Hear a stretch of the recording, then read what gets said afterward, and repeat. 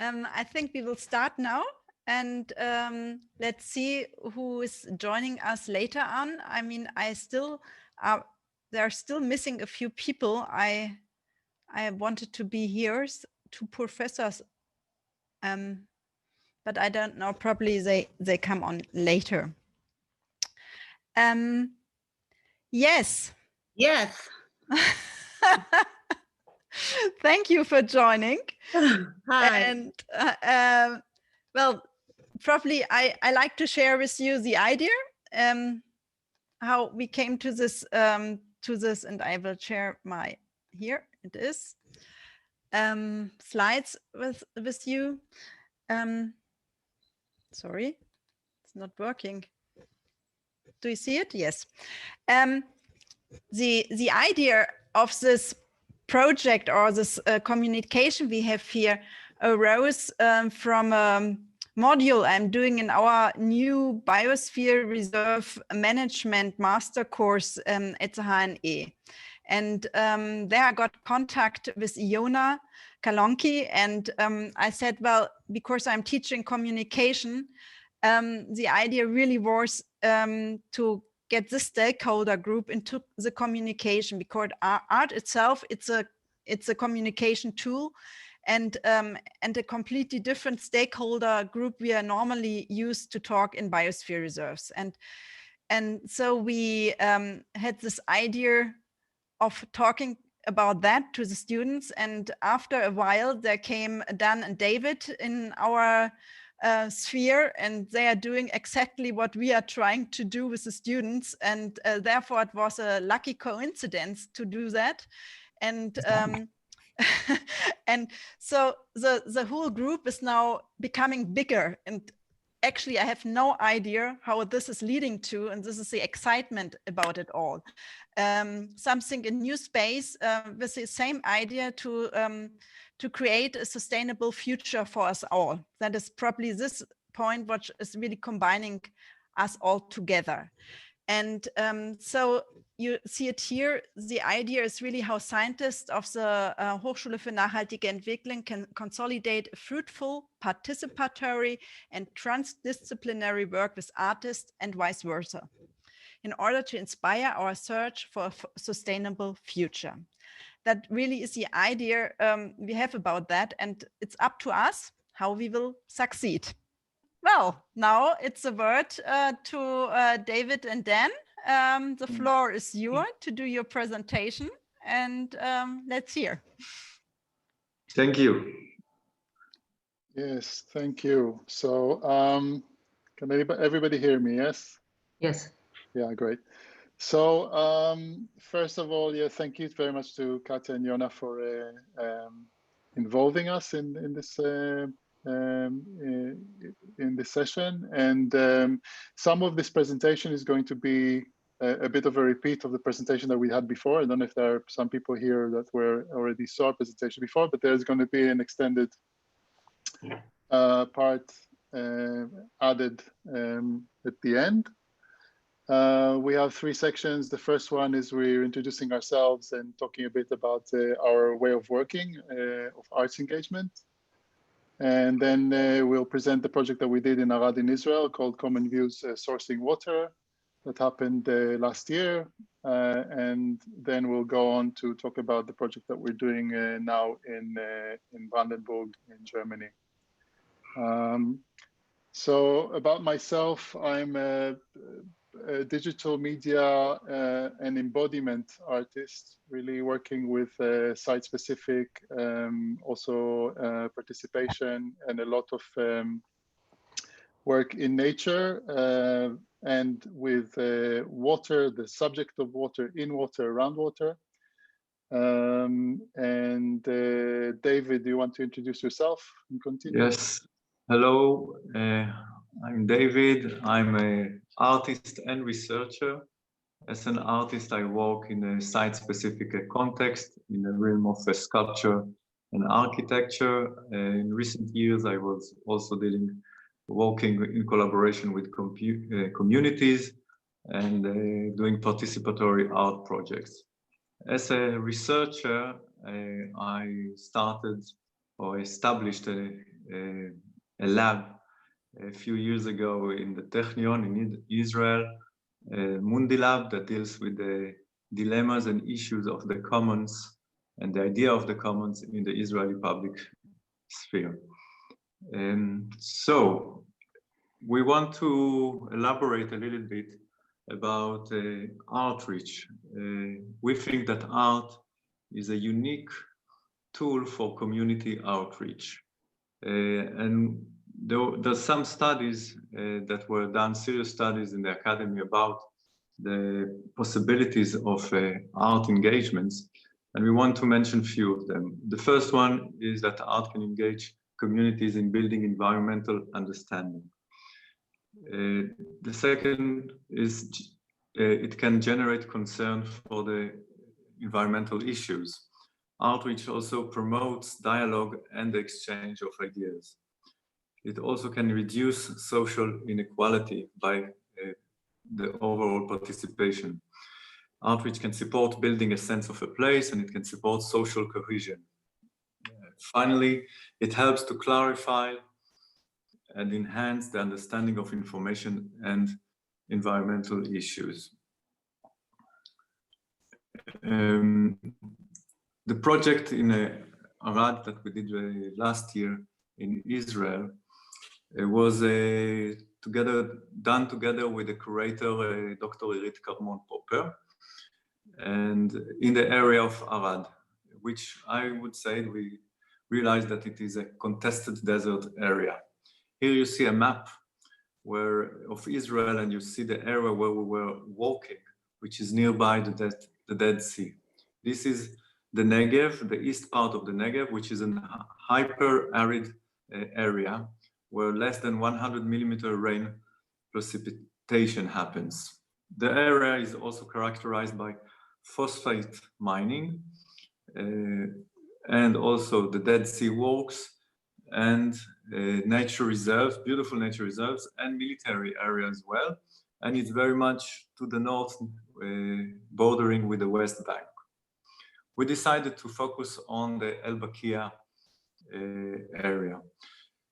So we call this a contested area, not only because of all the big phenomena that happens if it's the military or the extraction of elements from nature, but also because of the residents that inhabit this area. And here we decided to walk in El Bakia, which is a community, Bedouin community, which has a very important and cultural landscape in the proximity of a big town, Arad.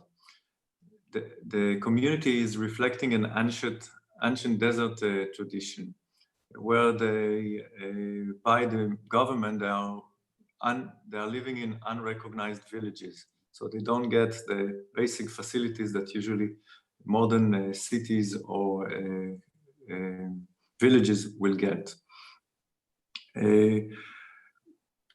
However, they have a very strong community. They have a beautiful, unique hospitality tradition.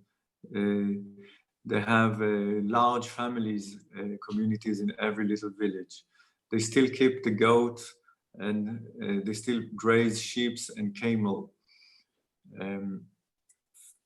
What is very interesting is that the water is very little, so they have a rainwater harvesting tradition. They have dozens of cisterns around, which were used to be the only source of water.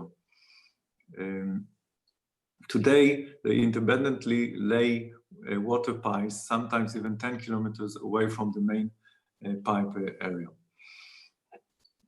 So, as I said, this community is unrecognized, living in unrecognized village, and because of that, they are under threat of eviction by the state authorities. So, because of that, we started to do research on this area, and an outcome of the research and outcome of the interaction with the local community we decided to focus on the issue of water as a scarce resource. Around that, we developed actions to revive the rainwater harvesting tradition in the area. The actions marked possibilities for an alternative vision of coexistence, and it facilitated the community to meet each other, both the Bedouins and both the Israelis living in Arad, where they could be guests of the nearby Bedouins. And the actions also helped to raise solidarity in between communities. In parallel to the public activities, we also developed specific artworks, like a voyage on a donkey, which reflected a voyage that reflected the Bedouin urban experience of the city of Arad. We did a journey with water canister from an active cistern in the area to fill an empty pool in the city of Arad Country Club. We performed site-specific dance performance with 12 dancers and 3 live musicians. Our research and actions led us to create a visionary map for the area, which was created with a consultation with the biosphere researchers from the Technion. In the map, you can see it consists of the 3 biosphere zone, the core areas. We have 4 core areas, and also the buffer zones, and the city of Arad is a transition area. The Bedouin villages are part of the buffer zone. This is a unique model of a desert town that is included in the biosphere. It's a unique. We don't know of any other model that exists today.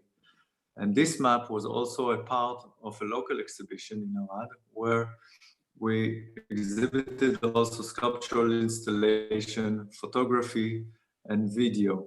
All were presented to the local public of Arad, and with the COVID, that was really, you can believe it was only local, mostly local. The exhibition received very wide exposure, which contained also documentation and research material that served as a focal point for discussions. We also had an educational program for youth and a series of site tours for the general public to visit the Bedouin communities and to visit old water cisterns. We also had exposure by TV programs and national media articles. Furthermore, government officials were exposed to the ideas of the exhibition and project in a series of webinars.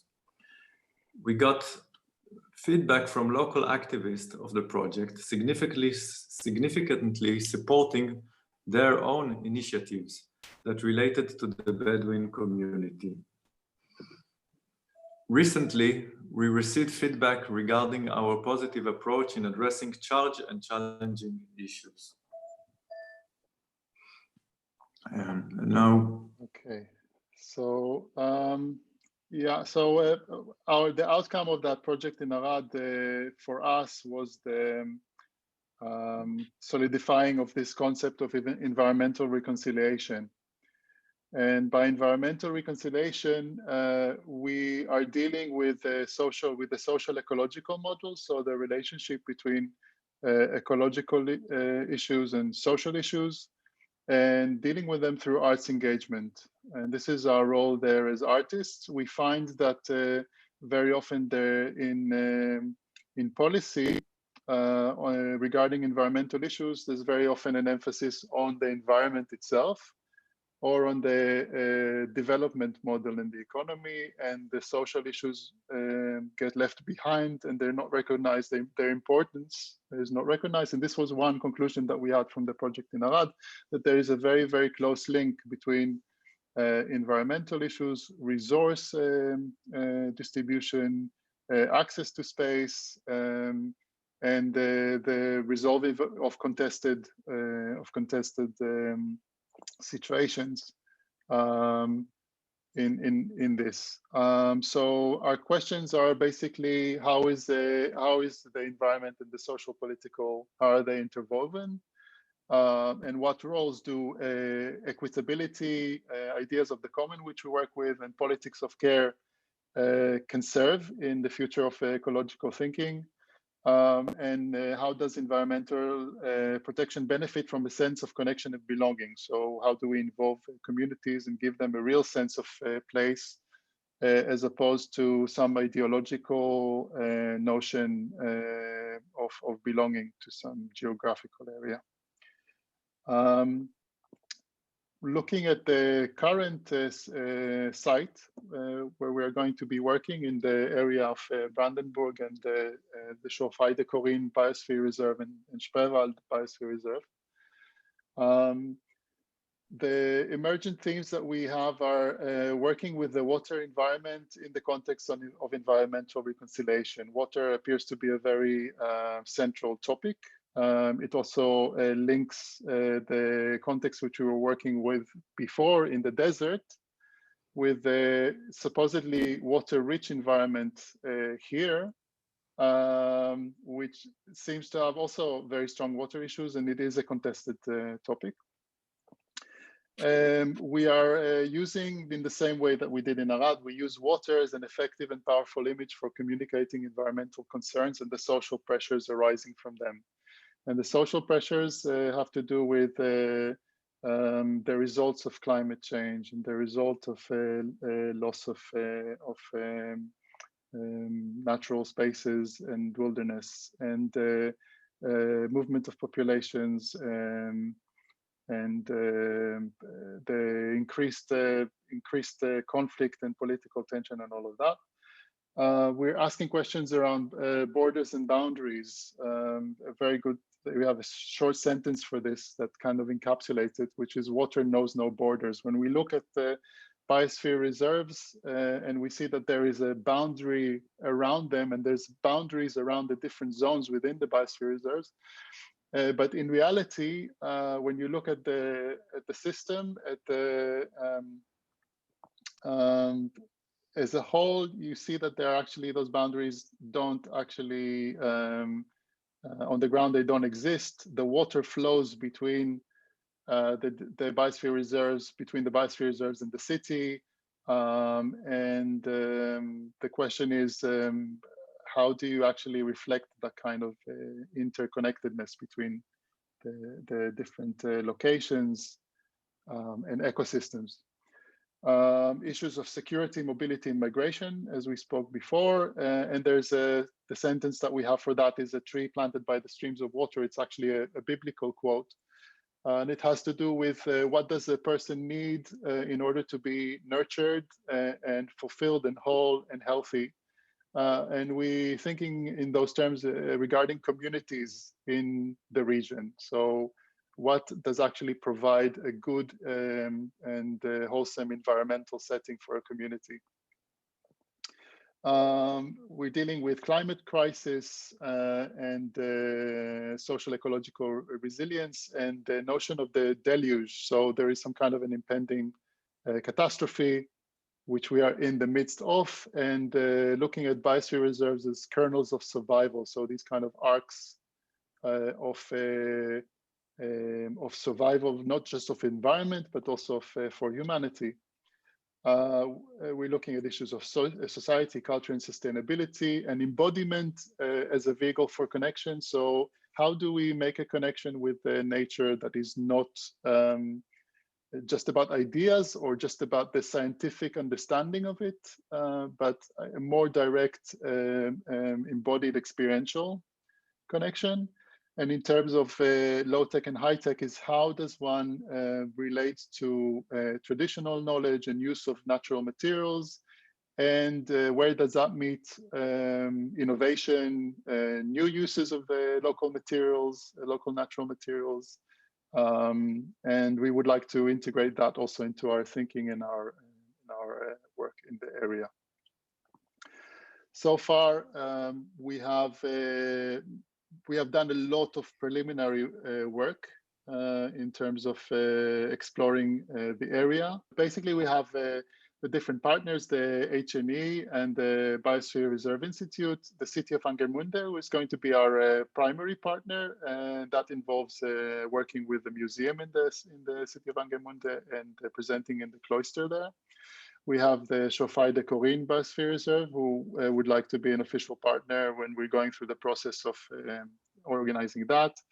There's the Bloomberger Mühle Nabu, who also will be an official partner, and we've been invited to present work there and offer presentations. And then in Spreewald Biosphere Reserve, we have the Aqua Mediale Festival and the Lubenau Brücke in Lubenau that are also partners, and where we will be making work and presenting. Focus areas, and I think this is the most important bit for us, is that the different strands and possibilities where we're going to focus geographically and in terms of the themes. There's the opportunity to work in the beech forest of Grumsin, which is going to be, so Grumsiner Buchenwald, which is going to have its 10th year anniversary as a UNESCO World Heritage Site in the summer, and we've been invited to participate in that. So we would like to do some work around that area. From the Nabu, we've been offered to focus on the wetlands there, and also on the possibility of they're going to have an event around in the summer as well around the meadows that focuses on meadows in the Biosphere Reserve. So that's another theme we can follow. In terms of waterways, we're focusing for Aqua Mediale, we're creating a piece of work that focuses on the waterways. And also there's a possibility that in Oderberg we'll create some kind of a connection between Aqua Mediale that happens in Schleppzig in Spreewald and Oderberg. And then there's issues around the lignite mining and water quality and water table in Spreewald. And also with Lubenau, we're talking about the relationships between the old established population and newcomer population in Lubenau. So that's another topic we can address. And in terms of the timeline, we're going to have a preliminary research. It's until March. We're working now on creating a residency in Shofai de Corinne in April and May. We will be creating works with the local communities in May and June, have a residency in Spreewald, which is already offered and sorted in July and August, and then have a concluding exhibition and presentation sometime in September or later. Here we have our links. We have now a new website, commonviews.art, which is online if you want to go. And I think what we would like to say to conclude is that we're looking for collaborations for these particular focus areas and themes, but we're also inviting people to propose new ones. And ideally, we would like to solidify collaborations this month, because we are having a push for funding, and we need to kind of narrow our focus for the project. I guess there will be probably some questions. We have another presentation from Ilyona. So probably it's best if you really, the questions you have, you put in the chat, and that we don't miss them. And yes, I think that would be the best thing to do, don't you? Or is there any very quick question you want to ask right now from this very good presentation?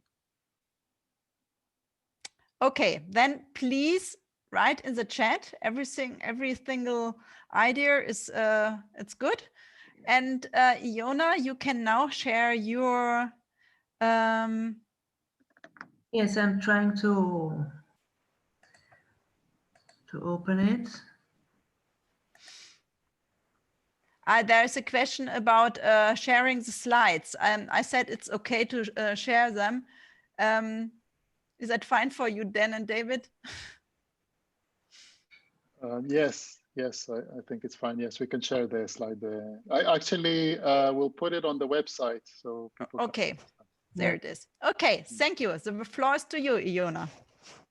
Yes, okay. Then I would like to introduce the UM Festival to you, which is located in the north of the Biosphere Reserve in the area of Gerswalde. And we found the festival in 2007 with the Society of Freunde der Uckermark, Friends of the Uckermark. And we are now like 140 members, and they sponsor the festival with their membership. And then we have other partners in the region and also official institutions. And especially we also seek always for new cooperation partners for our artists and so on. And we are spread over 3 villages, like Fergitz, where I live, Pinot and Gerswalde. And this comes because we, as the founders, live in this area, in these villages. And the artworks itself then spread again through in the area. So like this is my village, and you can see how they are sort of spread. And here there have been the sites are always found by the artists themselves. We invite them to come to the area and see to find a project. Either they are inspired by the region, or they come with their work and look for a space. It is always very open, but interesting to see that they come and look at the area and the region with a different eye. And the festival is organized. We have in each village, we have an information point where you buy a little folder with all the information about the festival, like these are the music and the lectures, for instance, and also where the artist's work is. We also give a short introduction to the artist and his work. Then we also organize a regional marketplace, so our visitors can buy their food through regional producers. And of course, we have a bookstore that is next to the readings. We organized guided tours, either by the curator or others, and as well like bicycle tours. And next to these tours, we have also invited the rangers of the Biosphere Reserve, or like the Naturschutz from Warnitz, to give us bird watching tours or nature walks. Then we also introduce the lectures and workshops with subjects that sometimes arise through the artist. Sometimes we have topics we want to discuss during the festival time, and we have a cooperation with a school in Prenzlau, who we invite once a year for a week to come and work on a topic that is important to them, but also helps them to get to know their home, their region. The literature is actually in Pinot, and we have readings. We invite authors to join and read of their books. The topics very often has something to do with the area, or with something about nature, politics, or history of the area, but can also be, of course, a topic that is important to anyone around the world. And then we have a young writers residency for young writers to come and stay for weeks and work on their writings, on their books or whatever they have. And then we also have had book launches, like in 2018, the book launch of Professor Ibisch, a monitor from the book Man and the Global Ecosystem. The music is curated by Thomas Fehlmann, Tim and Gudrun Gut, and they are both from the electronic music, and they invite musicians to come and give live performances, live concerts in the evenings. They also invite artists to write, like these people from Potsdam, from one of the villages, to play their music. Or we had a performance, or have always performances, of course, of artists who introduce like this one, a dance to the village, to the people. It's all about communication with the region, with the people, to bring people together from our area, but as well from Berlin or wherever they come from. The art, as I said, is spread over the area. And sorry, this name is wrong. This is Volker Köberling. And we invited artists through a curator. And for us, it's important that they have something in their work which is, yes, researching or looking for something that is a topic for us in the Biosphere Reserve, but also for wherever in the world. Because a Biosphere Reserve is a small world in the big world, we say. So here we had artists working on the theme of sheep wool, and here it was Markus Wittmann. He was talking about water and water as a resource. We always think that art is an interesting communication as it is an unusual venues, and comes along while the visitors during the festival, and they come out and to find themselves in a situation where they have walks and hikes, but then themselves find themselves also confronted with artworks that are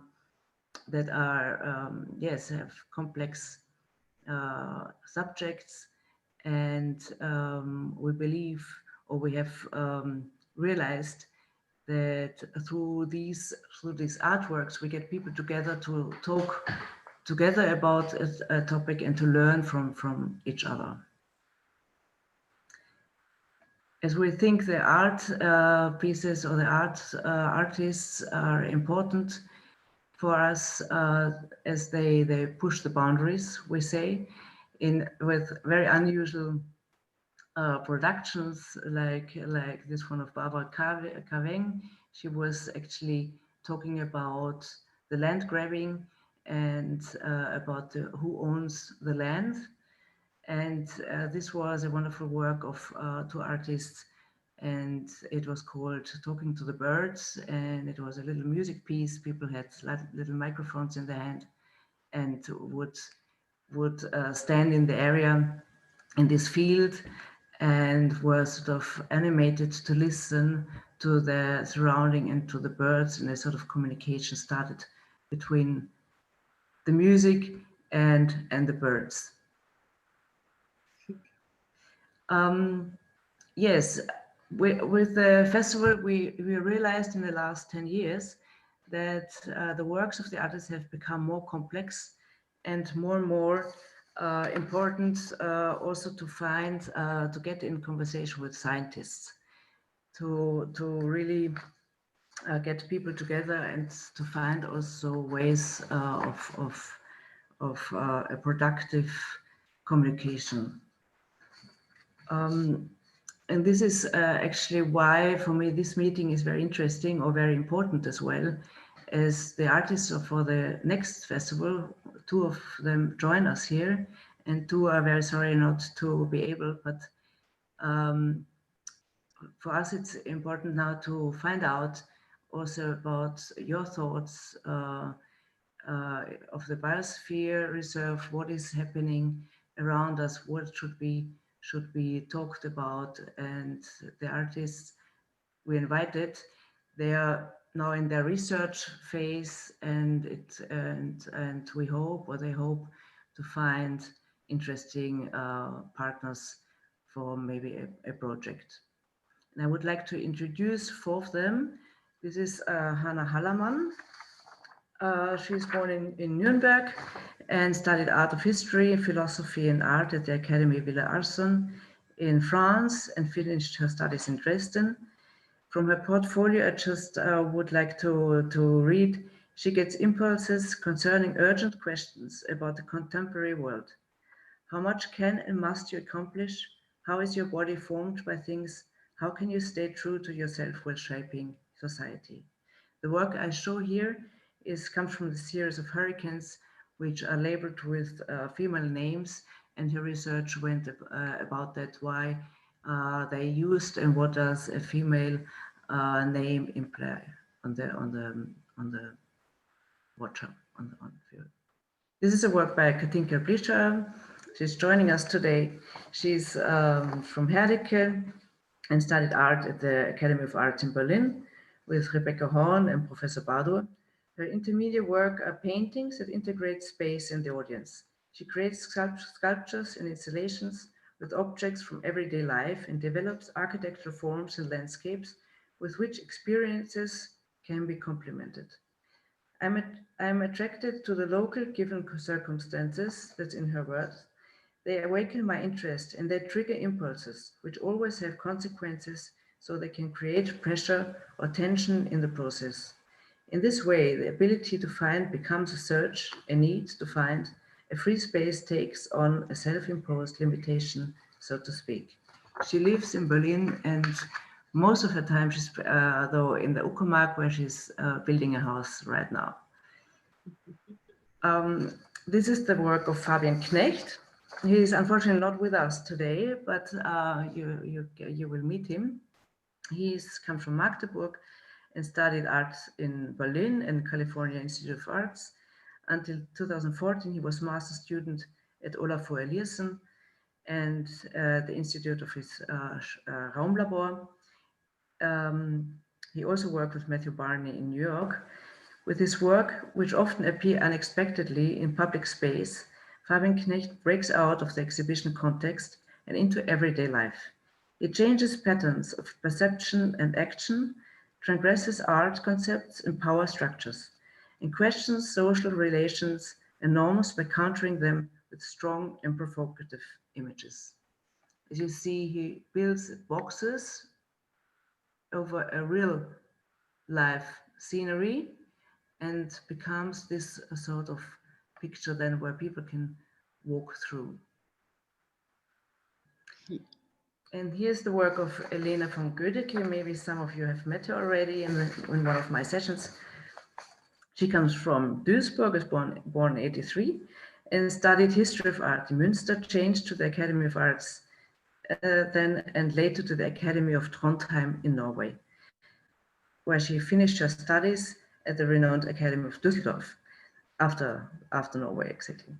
The landscape is a motif in most of her works. Her work engages the relation and the perception of landscape, a man and how to convey it.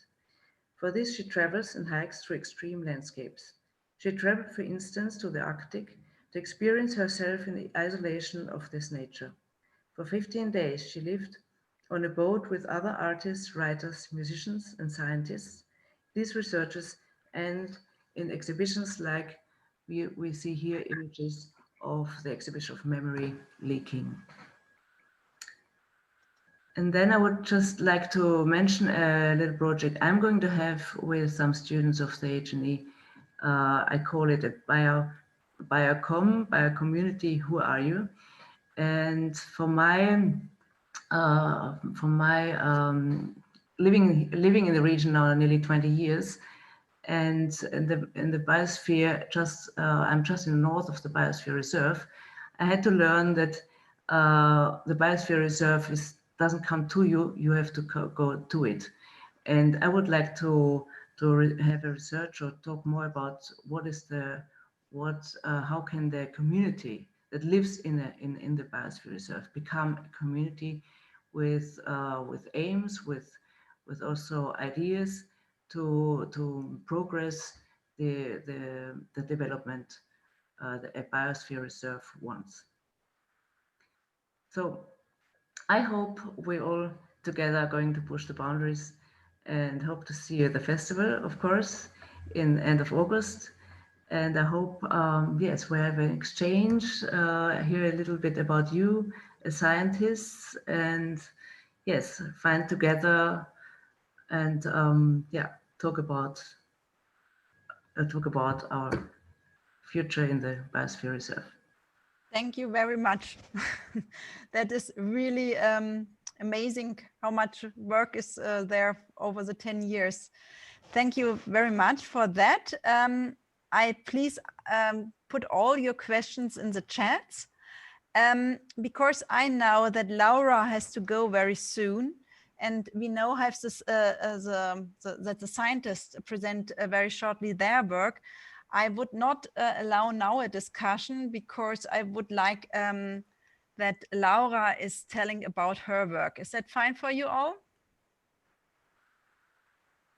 Yes. Yes, okay. So you see the slide? All right. Yeah, sorry guys that I have to leave early. I presented just this one slide and I hope I will be done in 2 minutes. Well, first of all, my work focuses on organic soils or peatland. As you can see in the picture in the middle, this is a peatland near Eberswalde, I think. And it's too dry. It has no water at all. And of course, we all know this is a huge problem. And this is caused by climate change, but also because due to drainage for land use. Yeah. So, but in my work, I'm focused on innovative ways to change that, but and to use to re-wet peatland, and but still be able on some of the peatlands to use them with profit for land users. But I'm not focused on the technical aspects of that. There are many working groups who are doing fantastic work here. I'm more focused on the pilot groups who are working on this subject. And on the left of my slide, you see some weird people. I had a doodling session yesterday. And in those pilot groups who test those new innovative ways to use re-wetted peatland are most of the time, of course, land users. But there are also scientists and most of the time also people from nature conservation. And in those groups, they are testing out new ways. And I'm mostly interested when they are doing that kind of projects in biosphere reserves, how the biosphere reserve itself influences their work.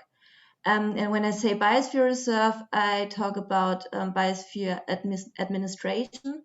This is the doodling on the right side, the people with the human with an A.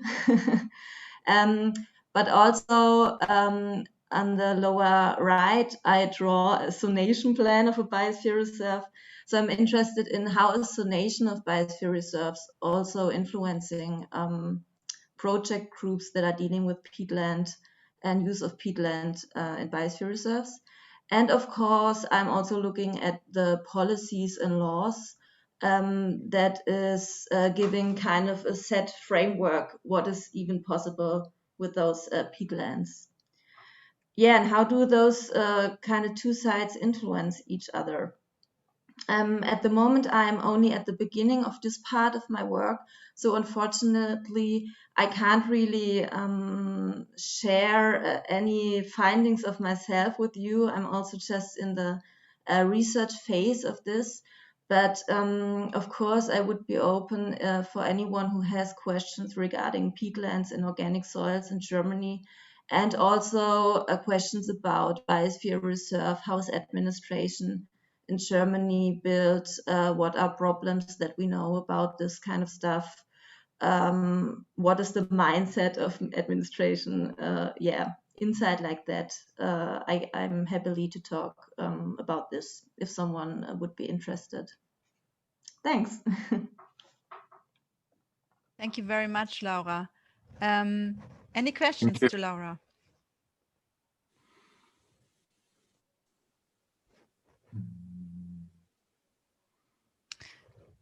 Yes. Could you unmute? Jona, do you want to say something? Well, the yes was to them. To the chat. Okay. Oh yeah. I mean, I have a question. Yes.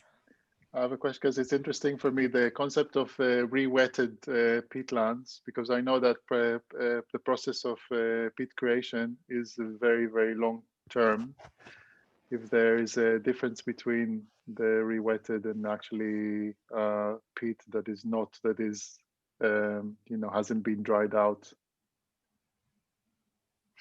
Well, it is really interesting that in the beginning phase of re-wetting peatland, the process of accumulating new peat is way faster than we expected like 20 years ago when people started to re-wet peat. Normally you say like peatland grows for about 1 millimeter or 1 centimeter per year. But in those new restored ecosystems that we also find in Schorfheide-Chorin and Spreewald, the rates are way faster most of the time. Mm. Yeah. Interesting, thank you. Have you ever heard of this word Paludikultur, culture? Because this is for me was when I was working with peatland, Feuchte. I don't know. It's a way of having new materials really, and you can do that on peatland. And they invented some way of harvesting it, which is very good. And I think it's not known at all by the general public. And I think that would be a very good idea to talk about that. And because it's something what people can do. It's not only conservation, but where people can bring out material or think in a different way. And I would think that is quite interesting for a project as well to think about for communicating it. Yes, this is true. When I say innovative land use solutions, in the end, I mean paludiculture. This is kind of, it's an old and it's also a new way of using wet organic soils, because like in former way years back of humankind, before we drained all the peatland, people were tried to do the best out of these wet areas, and they had ways to use the products that were growing on those peats. But then those kind of land use techniques were forgotten or not as efficient as just draining the land. And now it's kind of funny that many of those project groups, they kind of look back again and do the same stuff that people used to do on those peatlands, for example, using reed. But not only for roofs this time, like it was usual, but they combine it with new techniques and, for example, build material for housing, for building houses and stuff like this. And they also develop new crops. Yeah. So unfortunately, I have to leave. But yeah, as I said, if anyone is interested to talk a little bit more about this, just contact me. And if you have any more questions, I'm open to it. I'm sitting at home in my home office, so I can take time. I would like just to say, ask you another time how did you get to this project and how did you find this area, or did you have the feeling that people are talking about it in the community of like the inhabitants, or is it something you have learned through your studies? This is short. I've learned it through my studies. I've studied in Eberswalde, and Vera Luthert, my professor. She's not here today, but she's interested in this whole cooperation thing here. She's one of the pioneers in giving land users the solution for peatland. And I learned from her. It's one of her main focus objects. And she's way more educated than myself in this topic because she has like many years of experience, of course, in this area and knows all the players and is really involved also in politics regarding this, to push this topic further in European and German politics. Nice. Okay, yeah, interesting. Okay, so bye-bye. Bye-bye. See you soon. Thank you very much. Next, I would like to ask Caroline Meyer to present her slide. Is that fine for you, Lina? We call her. Yeah, sure. That's fine. Okay, here it goes. My name is Caroline, and I am just I'm just starting my PhD at the BRI, and I just put my title of my research project on the slide, and it's focusing on the local global nexus in global multilateral environmental programs. So my research interest is in the process and the role of local and indigenous knowledge in these global programs, and how they cooperate, how they communicate, and how ideas travel.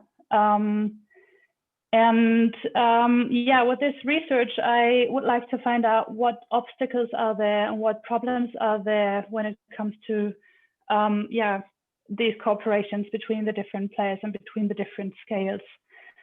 And being situated in the BRI, obviously the Man in the Biosphere program by UNESCO is my core research object, so to say. And at the moment, I'm working on the first part of this study or this project, and it involves a historical review of the Man in the Biosphere program and how local and indigenous knowledge became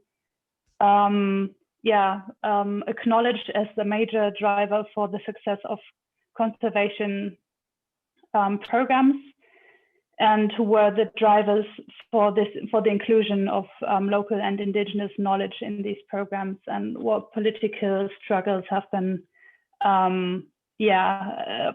at play in this process.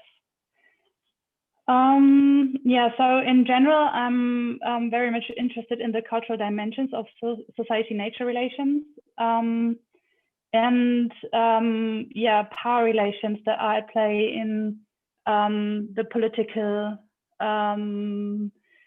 negotiations, and in these multilateral programs that I'm looking at are a major focus of my study and my research interest.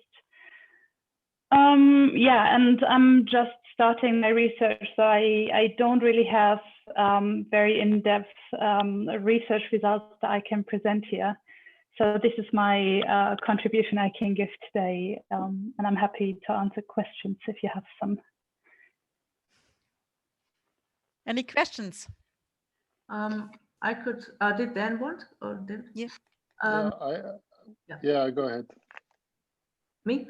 Then I just would like to know, because you're talking about the old knowledges, which I find always very interesting, that have been lost, especially by people who lived in the area and who used to be able to work there and to live with the problems.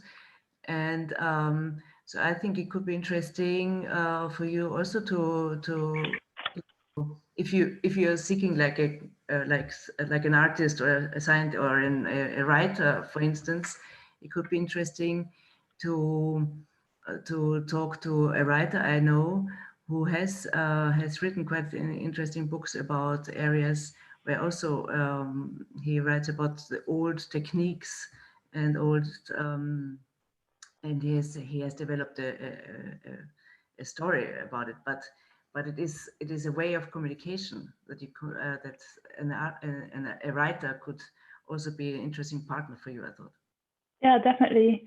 I'm very much interested in like sources or data that that are usually in science not really considered as sources, like literature, poems, oral history. So I think, if you can give me the name of that writer, that would be very, very interesting for me. Thank you.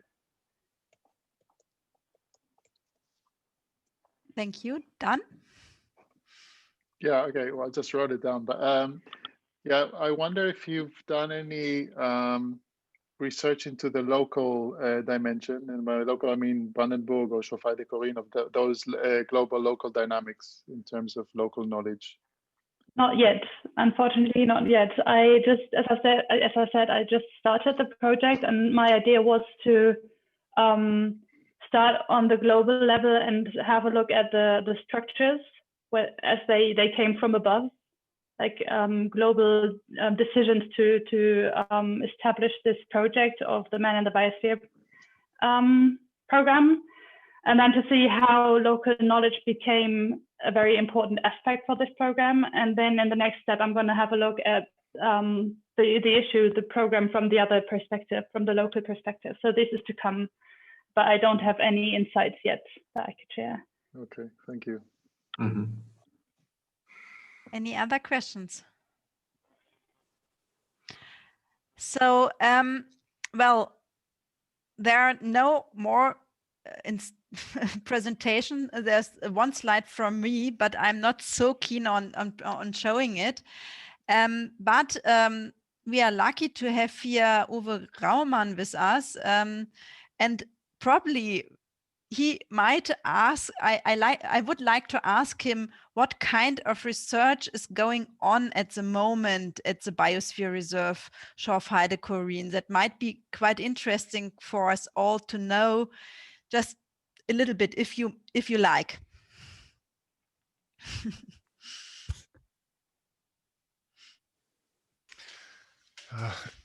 That's a very difficult question, because I think we are the administration of the Biosphere Reserve, and we are not researchers from our person, but we have some topics which are researching.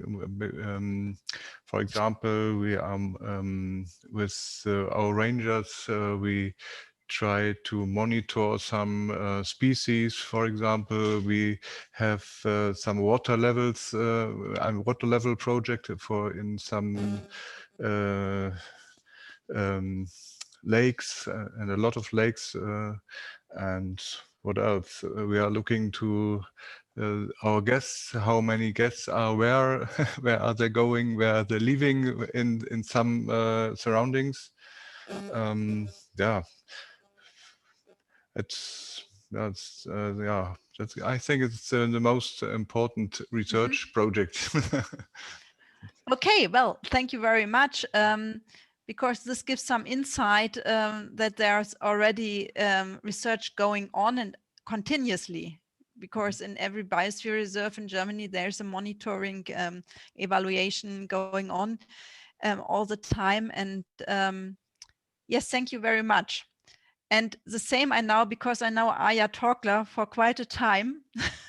Are you listening to me?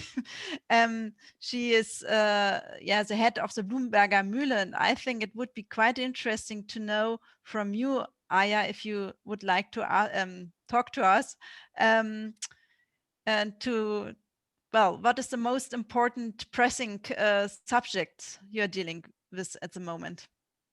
Ben told already, we organize also new festival for us, new festival, and enjoyed several topics or nature protection, science, and culture. And our festival will take place on 19th of June, and we would like also present our event by next session. So we prepared also small presentation and would like to show it in next time if it's possible. We was talking today also about this possible fields what we are looking for. Sorry. Next time, just, yeah? Katja? Yes, that's fine. Thank you. Okay, well, with Aya, I probably would like to share one idea which I think might be interesting for the artists here. They are here because for a very long time now, I'm working on meadow orchards, and meadow orchards are a threshold for biodiversity. And my project, and I was talking with Aya as well, is that we measure biodiversity on that meadow orchards before we start the project, and then we collect money from big companies. So we have some money to invest in this meadow orchards, and after 5 years, we do another time a measurement if the biodiversity really has enhanced. So we really would like to see that there's something happening, because what we found out, or I found out for a very long time, because I'm working a long time with companies, is that they really want something to be measured. Therefore, climate projects are for them very good, because there's this clear measurement of CO2, for instance, in peatland. But what we suffer a lot in our nature is the loss of biodiversity.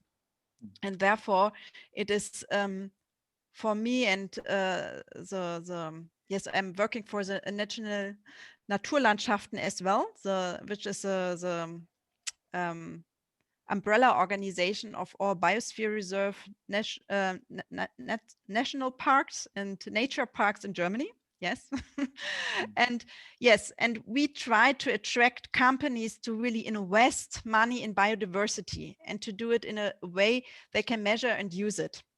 So it's like a climate market only for biodiversity. That's the idea.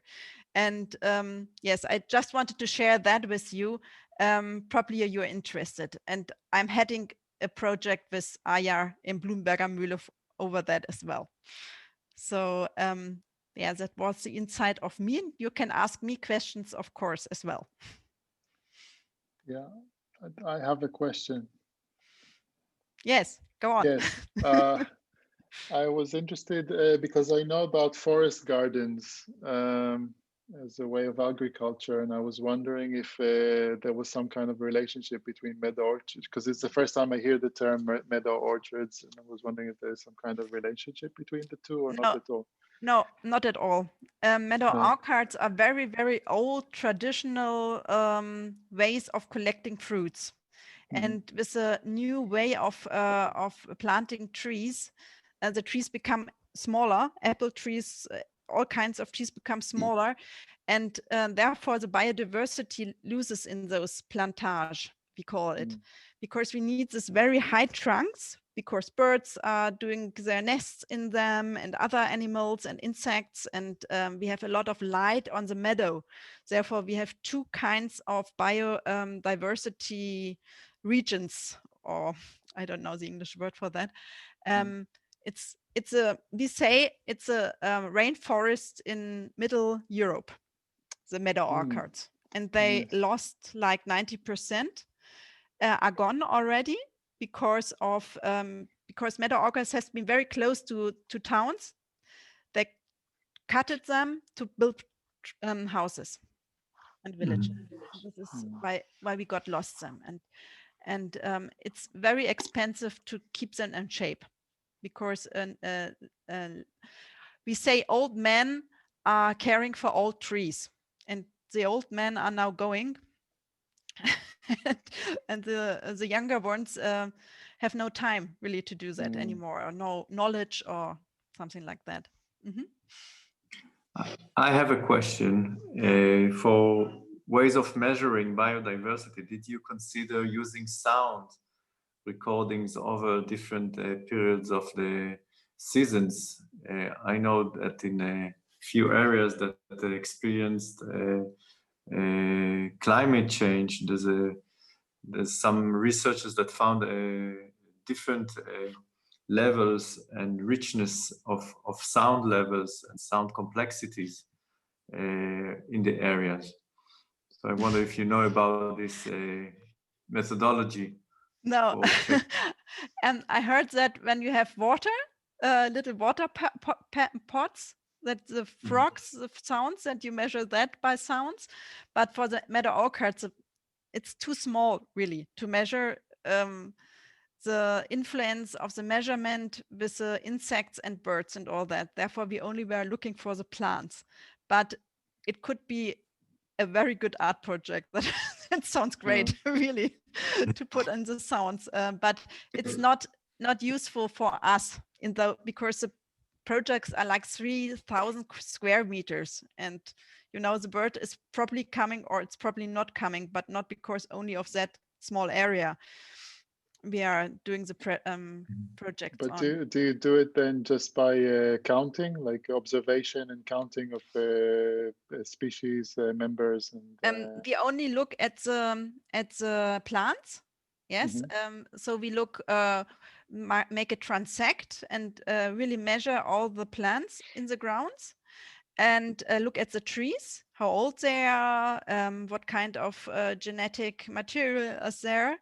And the third thing is if there are enough structures in the area, like little old trees or dead trees, which are very important, and if there are fences where birds can sit on, something like that.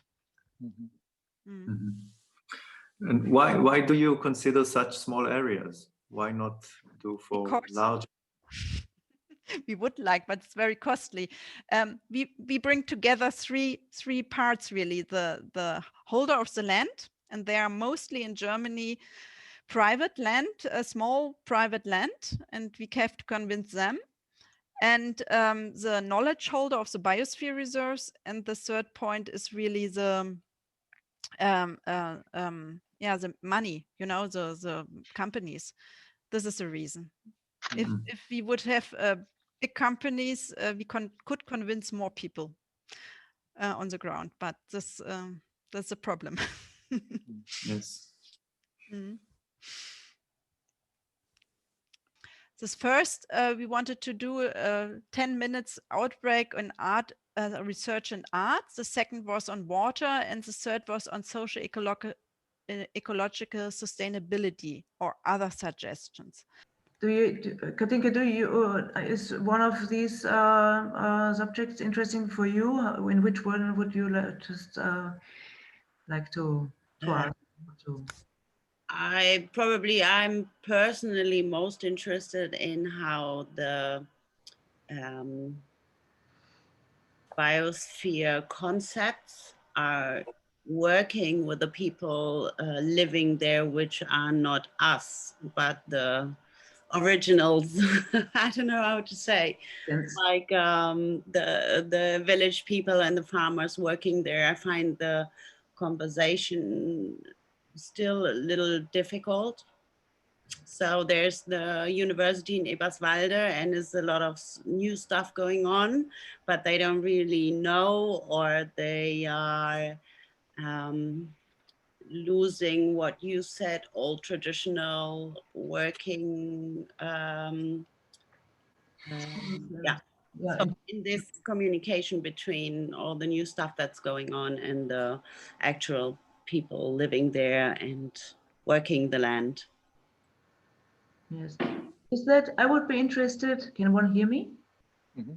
Yes. I would be interested to ask, like, Aya or someone of the HNEE, do you have any views on of the interests and the interest and also of the inhabitants who have lived there since generations?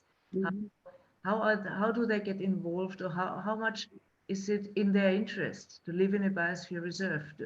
Do they let's say, is it any useful to them also economically, because it's an area which is rather poor, and with big gaps between people moving to the biosphere reserve and the people who have lived there since generations?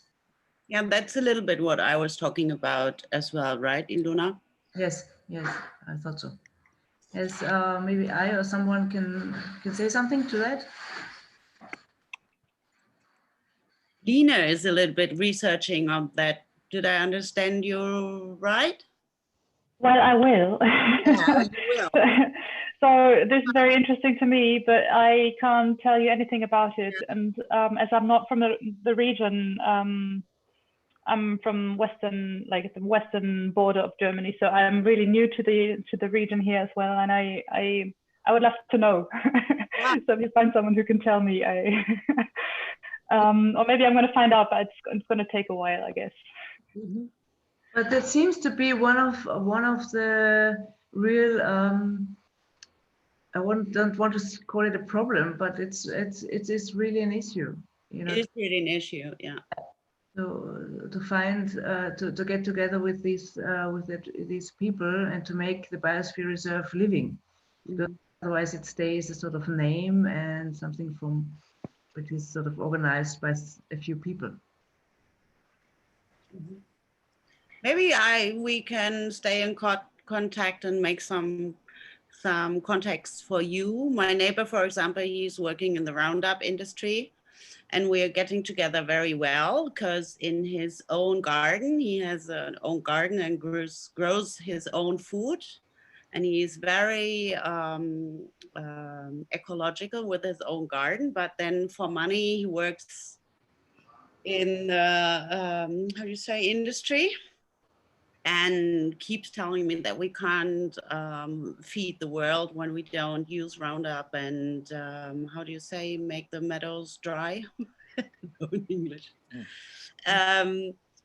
So we are having this very lively discussion, but it is difficult to translate and to tell, to have a nice and lively conversation, actually.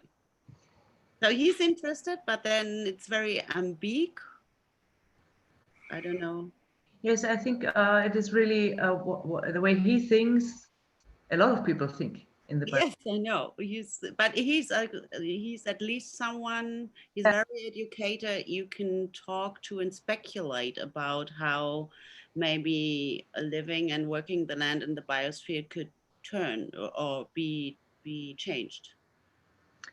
Could it be interesting for you, Lena, to meet up with people like this or to get information? Yeah, sure. Well, that would be quite interesting because, as I said, I am actually looking on at the global sphere at the moment and just having a look at what do these global programs say and how are they established? Why? What are the rationales behind? Mm-hmm. And then it would be really interesting to have the insight from the very other perspective, from the other side. And the idea is to bring these two perspectives together and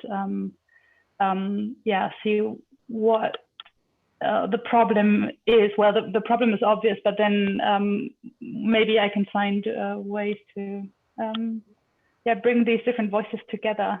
Mm-hmm. So yeah, it would be great to talk to people who are actually experiencing biosphere reserves without really wanting to do so, and being like confronted with regulations maybe that interfere with their interests, and how their knowledge and how their approaches are just overdrawn. That would be interesting. Yes. Yeah, nice. I think then Katinka gets in touch with you, or we try to have. Actually, I would like to ask you if you are interested to do another session, because it's normal that now after 1.5 hours online, it's okay. It's really, it takes a lot of energy, this online sessions, and I don't want to spoil the good atmosphere we had. Yes, and therefore I would like to ask you if you could if you could meet up for another time and then really go straight in after a warm-up. Of course, I do another warm-up. I love warm-ups.